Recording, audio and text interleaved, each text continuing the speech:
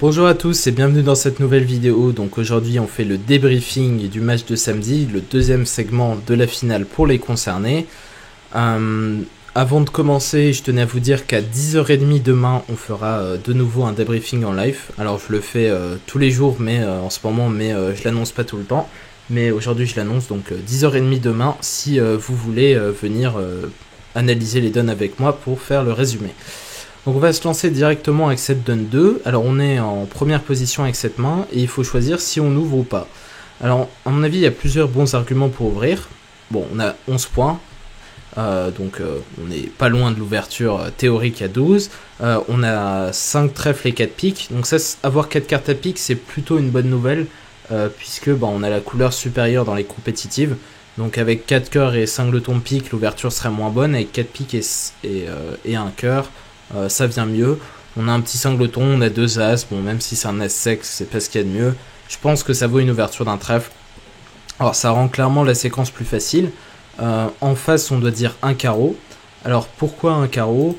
Parce que quand on a un 4-4-4-1 comme ça, ou même quand on a 4-4-3-2 avec 4 carreaux et 4 majeurs et une main très forte, on préfère dire un carreau pour être sûr de trouver tous les fits. Si le partenaire a 5 trèfles et 4 carreaux, ce sera clairement plus simple de retrouver le fit carreau en disant un carreau qu'en disant un majeur. Et il n'y a rien à perdre. En fait, en disant un carreau, il n'y a pas de mauvais cas. Le partenaire dit un pique, on fait une quatrième forcing à 2 cœurs. Alors, ici, c'est un cas assez unique où l'enchère de 3 carreaux ne monte pas 3 cartes à carreaux et puis c'est tout. Ça monte précisément un 5-4-3-1. Si vous avez un 4-4-3-2 avec 4 trèfles, 4 piques et 3 carreaux, vous devriez dire soit 2 piques l'enchère poubelle, soit 200 atouts. Donc enchère intéressante, ce fit mineur après la quatrième forcing, ça montre un 5-4-3-1, sur quoi le partenaire dit 3 piques, et on conclut à 4 piques en S parce qu'on a une poubelle. Et maintenant évidemment on pose le blackwood et on a 20 points d'honneur et on arrive au contrat de 6 piques. L'entame qui me paraît la plus naturelle dans cette situation, c'est l'entame cœur. On sait en effet que les atouts sont 4-4, donc que le partenaire en a 4 en flanc. Entamer cœur, c'est neutre. Le déclarant devrait avoir des problèmes pour gagner son contrat juste par le fait que les atouts sont 4-1. Donc voilà, cœur pour moi est l'entame naturelle. Cependant, on va regarder ce qui se passe sur entame carreau, qui est la plus gênante. Alors on prend de l'as de carreau, et là, on voit qu'on gagne dès que les atouts sont 3-2, puisqu'il suffit de couper 2 cœurs et on va tabler. Mais voilà, il y a un petit cas supplémentaire qui est franchement pas facile à en voir, c'est celui de la dame sèche en sud. Et dans ce cas-là, il faut tirer l'as de cœur avant pour éviter les problèmes avec la dame sèche en sud. Sinon, on va avoir des soucis de communication, on va être obligé de faire l'express cœur. Mais si on tire l'as de cœur avant, on peut jouer pique l'as, couper un cœur, tirer le valet de pique parce que c'est gratuit. Des fausses trèfles ici, remonter à trèfle, couper un cœur, et maintenant on a juste à tirer tous les carreaux et Nord coupe quand il veut et après on fera le reste des levées. Donc voilà comment on gagnait proprement ce contrat de 6 piques. Bravo à tous ceux qui ont réussi à le faire. On va passer à la donne 5, donc ici je vais vous montrer une petite règle assez peu connue. Passe d'entrée en première position. En Est, on a un petit choix d'ouverture. On peut faire un barrage très agressif à 5 trèfles. Cependant, en deuxième position, ça m'a pas l'air très adapté. Je crois que je l'aurais fait en troisième position à coup sûr. Peut-être en première, ça me choque pas. En deuxième, un peu plus. Il faut vraiment avoir envie de décaler des points pour le faire. Donc, prenons une ouverture un peu plus tranquille d'un trèfle. Ensuite, on intervient à 2 carreaux pour montrer les majeurs. Passe en Ouest. 4 piques en or, bon parce que on a as de pique quatrième, une dame de cœur, roi dame de carreau qui peuvent être des cartes utiles si c'est le bon résidu, donc on a vraiment une enchère qui vient bien. En Est on dit 5 trèfles, on pourrait dire 400 atouts, mais bon, on a quand même des trèfles vraiment autonomes. Bon, des fois ça peut arriver qu'il faille jouer à carreau, si le partenaire a 6 carreaux au roi et la chicane trèfle, mais bon, c'est pas trop le tableau, et on risque de donner des mauvaises informations au partenaire sur les teneurs qu'on a dans les mineurs. Sur 5 trèfles, sud dit 5 cœurs, donc ça lui permet de rallonger ses cœurs. Donc là, il en a 6 voire 7. Et maintenant, Ouest peut contrer parce que son partenaire au vert, il a 2 as. Mais bon, il sait qu'il a une main un petit peu en zone d'ouverture, parce que sinon il aurait pu ouvrir de 5 trèfles. mais sous l'as de trèfle, il n'est pas sûr de passer. Son partenaire a sûrement roi-dame dans la couleur. On sait qu'on a l'as de cœur et il va falloir que le partenaire ait 2 levées annexes en plus de roi-dame de trèfle. Donc le contre est assez facultatif. On pourrait même songer à dire 6 trèfles, parce que ça, on sait que c'est pas très cher. Si le partenaire a 8 trèfles, par exemple, on sait qu'on est à 2 de chute, dans le pire des cas, et que 5 cœurs pour gagner. On peut une enchère facile, mais ce que je vais vous montrer, c'est ce qui se passe si West dit passe ou West dit contre. Maintenant, il y a une règle en or qui dit que on préfère, en cas de double fit avec beaucoup de cartes, jouer dans la couleur d'atout où on n'a pas l'as. Et la raison, c'est pour des contrôles de coups et empêcher de se prendre des cœurs pour l'as, cœur coupé comme ça se passe ici. On préfère jouer à la tout cœur et de temps en temps, ça va nous éviter des coupes. Et ici, la donne en a une parfaite illustration puisqu'au contrat de 5 cœurs, les adversaires ne peuvent pas prendre la coupe à pique. Alors généralement, c'est pour des histoires de communication en flanc. Là, c'est un truc un petit peu annexe, c'est parce qu'on a les 2 cingletons et que sur Entame pique, on a le temps de jouer à tout et Est en a plus tout simplement. Donc Entame pique, As de pique et cœur, et là, on peut plus donner de coupe. Donc voilà, le contrat de 5 piques chutait sur si le flanc trouvait la défense As de cœur, cœur coupé, qui était pas évidente, mais qui était tout à fait trouvable après l'entame As de carreau, comme ça a été le flanc de John Cox en finale. Alors sur cette Donne 6, aux 2 tables de la finale, on n'a pas réussi à jouer le Grand Chelem pour des raisons un petit peu bizarres. C'est parce qu'il y avait une chicane en sud et que ça a un peu perturbé les séquences d'enchères. Alors, je pense que la séquence est beaucoup plus simple si on choisit une ouverture d'un carreau ici. Alors, au vu grave, j'ai entendu dire David qu'il aimait pas l'ouverture d'un carreau parce que il avait trop peur que ça finisse un carreau passe-passe-passe. Mais quand même ici, on est vert contre rouge. Donc pour que le partenaire passe un carreau, il faut vraiment qu'il ait des bonnes raisons. On répond beaucoup plus léger quand on est vert contre rouge qu'aux yeux de vulnérabilité. Et par exemple, s'il a 5 cartes en majeur, on est absolument sûr qu'il va répondre. Donc c'est pour ça que j'aime bien l'ouverture d'un carreau.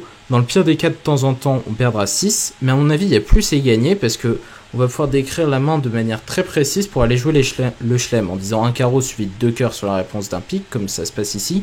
C'est ce qui va se passer de manière la plus probable. Si le partenaire répond à sans atout, on va aussi pouvoir dire 2 cœurs, et puis on va apprendre sinon un fit carreau, etc. Si on ouvre de 2 trèfles, on va devoir choisir. Soit on va devoir rebider à 2 sans atout pour montrer une main régulière, ce qui n'est pas très satisfaisant, pour avoir 6 carreaux sur le table si le partenaire a 4 petits carreaux et chuter 3 sans atout. Ou alors on devra dire 2 trèfles, 2 carreaux, 3 carreaux, et dans ce cas-là, trouver les fits majeurs, ça sera tout de suite plus compliqué. Donc vraiment, j'aime beaucoup cette ouverture d'un carreau, et je crois que, très honnêtement, je l'aurais même fait aux autres vulnérabilités, mais je trouve que le fait d'être vert contre rouge est un facteur supplémentaire pour choisir cette ouverture. Bon là, c'est vraiment l'autoroute sur ouverture d'un carreau. Un carreau passe un pic, 2 cœurs passent 3 cœurs. On pose le Blackwood en or, bon, parce que on n'a pas d'autres informations intéressantes à récupérer. Ensuite, on répond qu'on a une clé, la dame d'atout. Alors, répondre la chicane carreau quand le partenaire a nommé les carreaux, ça paraît vraiment pas pertinent. Donc, on a une clé, le partenaire demande la dame d'atout. On dit qu'on l'a sans extra, donc ça, c'est l'enchère de 5 sans atout. Et maintenant, Nord, bon, il sait qu'il a 4 levées de cœur, au moins 4 levées de carreau, As roi de pique, et il va avoir des coupes de la main courte avec les trèfles, tout ça. Donc, je pense que de manière générale, on peut considérer que 7 cœurs sera statistiquement un bon contrat et tout simplement plonger à 7 cœurs ici. De toute façon, on n'a pas vraiment d'enchère intermédiaire pour demander au partenaire s'il a la dame de pique dans cette situation. Donc voilà la séquence que je préconise. Sur cette Donne 10, on a une situation assez classique de compétitive à haut palier entre les cœurs et les piques. Un trèfle en ouest, passe en sud, un pic en ouest. Donc évidemment, quand on a 3 points d'honneur mais 6 cartes à pique, il est de bon ton de répondre un pic. On n'est pas du tout stressé par une réponse à haut palier du partenaire, ni à bas palier d'ailleurs. Si le partenaire dit 2 sans atout, on va jouer 4 piques. S'il dit un sans atout, on va jouer 2 piques. Et s'il dit 4 piques, on est très content. On est en fit 10ème. Nord intervient à 2 trèfles, donc il montre les cœurs et les carreaux dans cette situation. Je rappelle que 2 sans atout montrerait plutôt un 6-5 avec 6 carreaux et 5 cœurs. De temps en temps 6 cœurs et 5 carreaux également, avec une main un peu moins forte. Sur 2 trèfles, As dit 2 piques. Sud dit 4 cœurs parce qu'il a le valet de cœur 5ème avec l'As dans la couleur du partenaire. Et maintenant, West dit 4 piques parce qu'il a 6 cartes à pique et un résidu en plus dans la couleur de son partenaire. Alors maintenant, en or, on a une enchère technique. Je vous rappelle que ces bicolores, c'est à partir de 6 perdantes, et là on n'en a que 4. On a un pic, 2 trèfles, un carreau en perdante, et l'enchère à faire avec ce genre de jeu, c'est contre. Alors c'est pas un compte punitif, ça veut juste dire qu'on est maximum de son bicolore.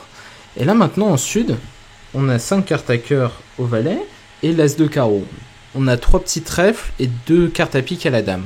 On sait qu'on n'a pas de levée de défense, et pas mal de levée d'attaque. On sait que le partenaire a des points à cœur vu qu'on a le valet 5ème et que ça va faire assez peu de levée. Et pour toutes ces raisons, dans cette position, il faut dire 5 cœurs. On n'a pas déjà vendu notre salade en disant 4 cœurs. On pourrait avoir par exemple un cœur de moins et l'as de trèfle en plus. As 10 de trèfle 3ème, valet de cœur 4ème. Avec cette main-là, on préférait bien évidemment passer.